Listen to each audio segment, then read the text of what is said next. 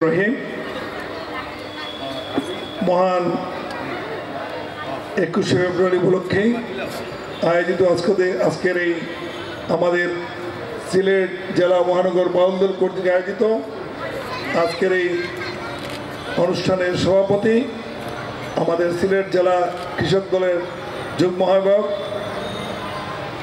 আমাদের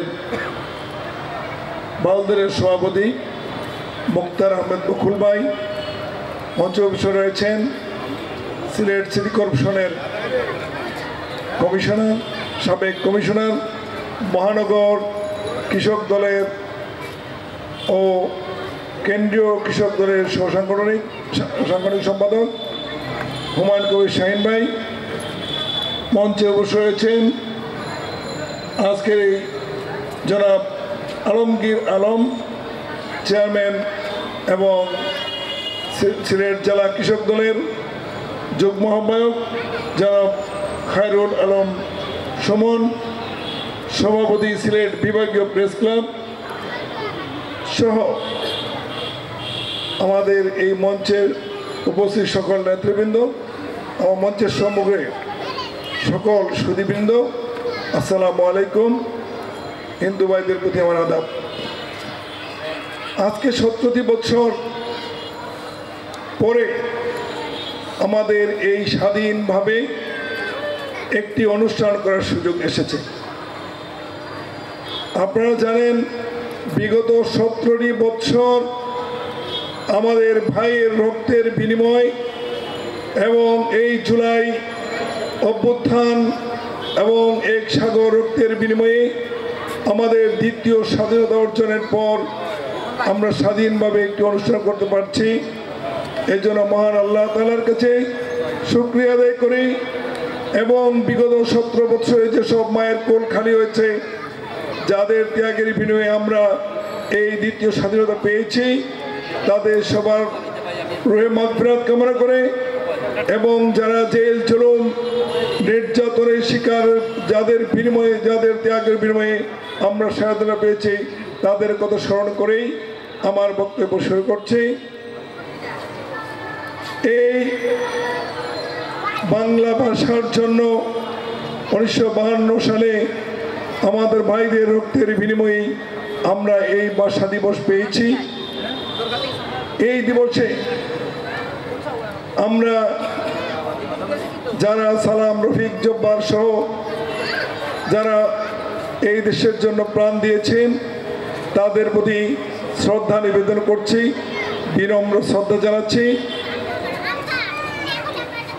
আমাদের সিলেট বাউল দলের মুক্তার আহমদ বকুল ভাই যে সুন্দর আয়োজন করেছেন এবং তার যারা সহযোগী রয়েছেন তাদের সবার প্রতি কৃতজ্ঞতা জানাই এবং আমাদের সিলেটের বাউলের যত সদস্যবৃন্দ রয়েছেন আমি তাদের প্রতি অভিনন্দন জানাই।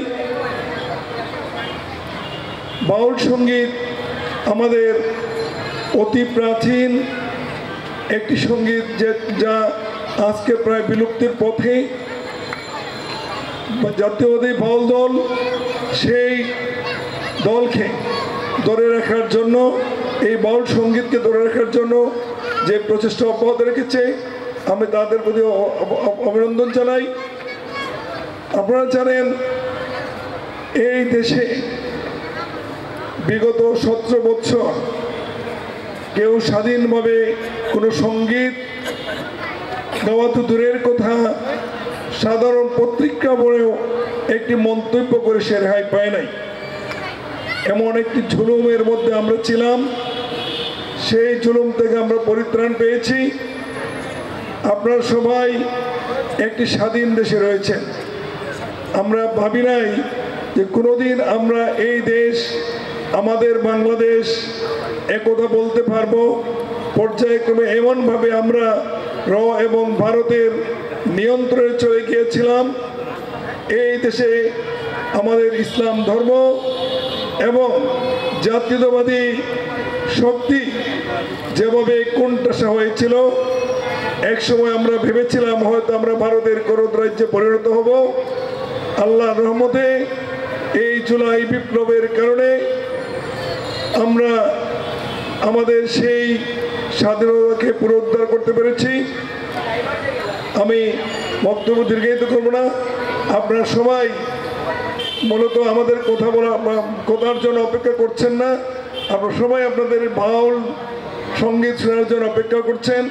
এর জন্য আপনাদের ধৈর্যচ্যুতি না করে আমার বক্তব্য সমাপ্ত করে আপনারা সবাই যারা উপস্থিত হয়ে এই সভাকে সুন্দর ও সার্থক করতে সহযোগিতা করেছেন, সবাইকে আবারও ধন্যবাদ জানিয়ে আমার বক্তব্য শেষ করছি। আসসালামু আলাইকুম।